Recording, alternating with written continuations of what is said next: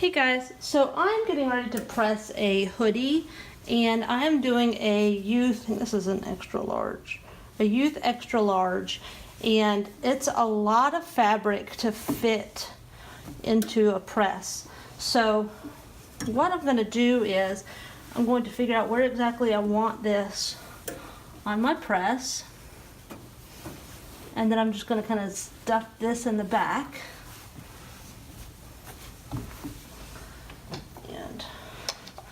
We'll let it roll over here. And if I were to press it just as it is, I've got a lot of fabric up here where the hood is that's going to get in the way of it getting a nice even press. I've got the seams for both the sleeves that are in here, and I'm able to get the pocket hanging off, but if not, you have that in there too, and that kind of acts as a barrier of keeping the press from closing and giving the proper amount of pressure.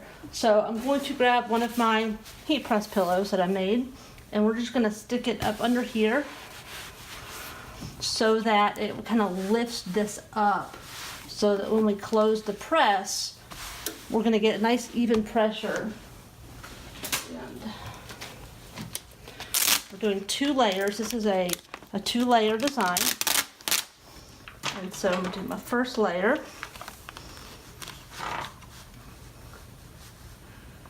And yes, I eyeball quite a bit, but I will go in with my favorite ruler, which I'll link, and kind of check. So this is a 19-inch, so 9.5 inches is kind of our middle.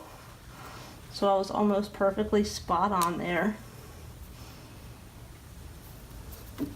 But I love it because these lines that go through, I can look and see that this line is kind of going perfectly across there. Okay, and because with heat transfer vinyl, you can get a little bit of shrinkage if you press it for too long. And that can affect the layers lining up right. So we're just going to tack this down. Quick tack there, and then remove the carrier sheet, and so that just allows it to stick without overheating it. I just like to let it cool for a minute.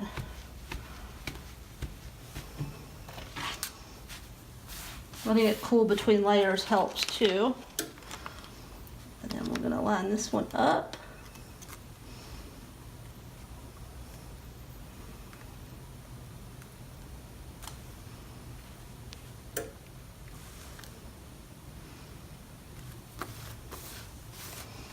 Okay, and then we're just going to tack it down.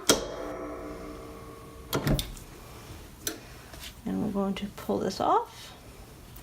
And I like to remove the carrier sheet as soon as I tack it down because I don't want it to leave lines in the heat transfer vinyl. This would leave lines where the carrier sheet was. So now we're just going to finish our press.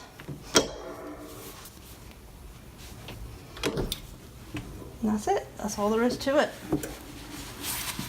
But using that pillow allowed us to get in there and get that pressed. So now we're going to put an 8 on the back and we'll be done. Okay, so we're doing a number on the back, and it's really hard to eyeball the back. So I've got a place. I did it about 4 inches down from the collar, because on this size it just seems to be what works. I don't have a chart or anything that I can share. It's just kind of what looks best. It's not going to get completely covered up by the hood, but it's not so low down that it's going to look like it's on their lower back. And again, I've got my pressing pillow under there. I've tucked the collar in the back, but that way the seams and everything is not, and the front is pressed. Which is fine, and it's up against that pressing pillow, so it'll be fine. I'm going to tack it down. Take off that carrier sheet and finish our press.